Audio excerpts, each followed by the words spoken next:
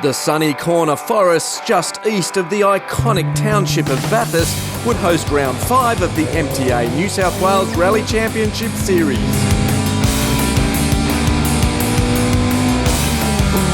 The scoreboard is exceptionally close leading into this event, with just 5 points separating the top 4 teams on the corrected points. Tom Clarke was absent from the previous round, so he knows a good result at this event is essential to win the series. Today is crucial for us. Realistically, we have to win today, I think, to have any shot in the championship. We can't make any errors today either, because if we, like you said, if we drop one part of this, we're done. I think I need that extra win to sort of catch up and then see what happens at Cooma. JJ Hatton and Nathan Long have the advantage of scoring more heat points than any of the leading teams.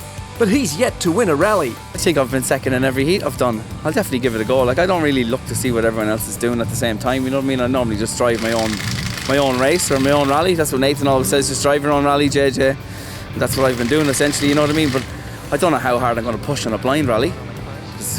I don't know how hard everyone else is going to push. So I'd say the first stage or two will show a few things and see who's going to be on it and who's not going to be on it, but I hate blind rallies.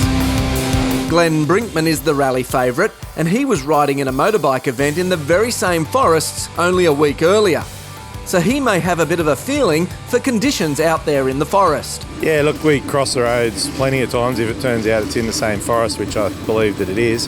Pretty bony out there, I'd say. So maybe with these longer stages, tyres are probably the biggest thing today. You won't be able to hit something, have a flat tyre and finish 16 Ks. So the event sounds like it could be rough, and that might not suit all teams, but for Tim Wilkins and Jim Gleeson in the Evo 7, it might just be the advantage they need. These sort of roads seem to suit me and the roads I like the best, yeah, similar to caves and that kind of thing. I don't mind it being a bit rough, and tight, bony sort of stages they suit my driving style, so hopefully it'll be a good outcome at the end of the day. When it comes to knowing the local roads, Bathurst competitor Ron Moore in yet another Evo may be in the know when it comes to the predicted conditions. Oh, look, I don't think the local knowledge is going to come into it around here at all. Everybody knows Sunny Corner's rough, so we'll just see how these guys with the fast machinery handle what's about to get thrown at them. With the driver's briefing and draw for the first car on the road out of the way, it was time for the teams to head out to the first competition stage. Mount Horrible being stage 1 and the only stage not repeated in this event.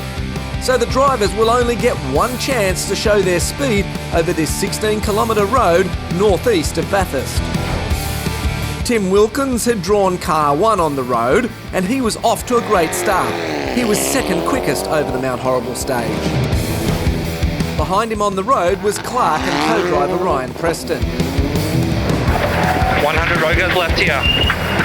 400, road goes right. They were just 1 second slower than Wilkins, but things were about to go downhill at the start of stage 2. 1, go. Oh. Shaft. We were sitting all right, and I thought, we'll get in this second stage and we'll try to push a bit harder, and we didn't even get off the line. So by the looks of it, looks like we've done a transfer. Stage 2, Daylight Creek. It's in the sunny corner pine plantations, and after winning the Mount Horrible stage, Brinkman and Smith stamped their authority on the rally by also winning stage 2.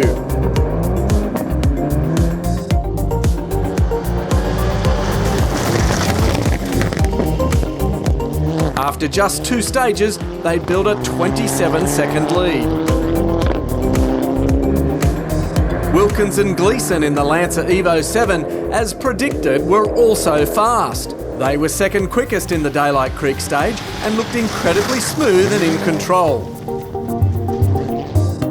Hatton and Long, on the other hand, looked messy. Hatton still needed to get his head around the blind rally format and focus on neatening up his driving style.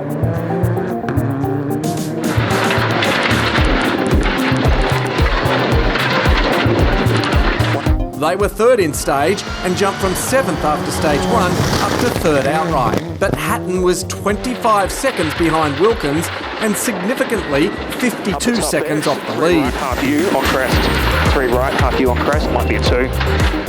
Ron Moore had his son Lachlan sitting in the co-driver's seat, and they were 4th outright after Daylight Creek after having finished the first 2 stages in 4th. They were only 10 seconds off Hatton, and with 2 more forest stages before the midday service, Hatton needs to watch his rear vision mirror for Moore's older Lancer. Paul and Sean Newman were in a much older Evolution 4 Lancer. They were 5th in the stage and 5th outright. The pace of the newer Lancers in front of them, no match for the older technology. They were over 2 minutes behind the leading BRINKMAN Lancer.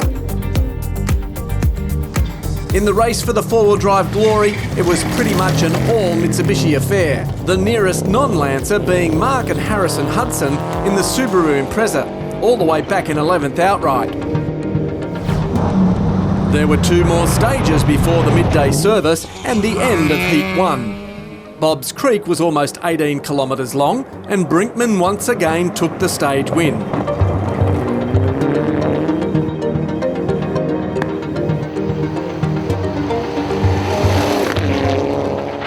He was second in the following Maccabee stage, and back at service, he revealed there was a slight problem despite winning the heat.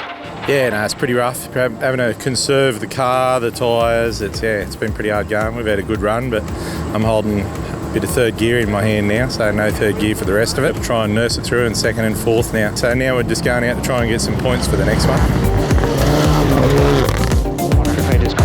Hatton was obviously now starting to settle in.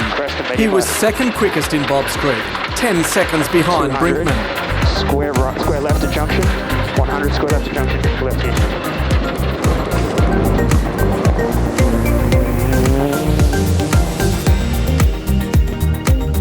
But Maccabees would be the turning point, Hatton winning the stage. But like BRINKMAN, he wasn't happy with the performance of the car. It's lacking power. We can't really figure out what it is. You know what I mean? It doesn't really. It feels like a turbo, but it's not a turbo. Could be an actuator. Could be intercooler hoses. We can't find what's wrong with it. But it's definitely not pulling properly at all. Wilkins was 3rd fastest in the 2 stages. That gave him 2nd in Heat 1. He was prepared for difficult and rough conditions, but the roads were clearly not to his liking. The roads here are a lot rougher than what they were at the Caves Rally, which is a bit different to what I was expecting, but everybody's in the same boat and we're doing the best that we can do. And I tell you, I have to take my hat off to Glenn. His pace is just phenomenal. I can't do anything to get anywhere near him, so hopefully we can try and change that a bit this afternoon. Ron Moore finished Bob's Creek in 5th, but in the Maccabee stage following, he'd shred a set of tyres and limp out on a flat. He dropped back into 7th on stage, but maintained his overall 4th outright.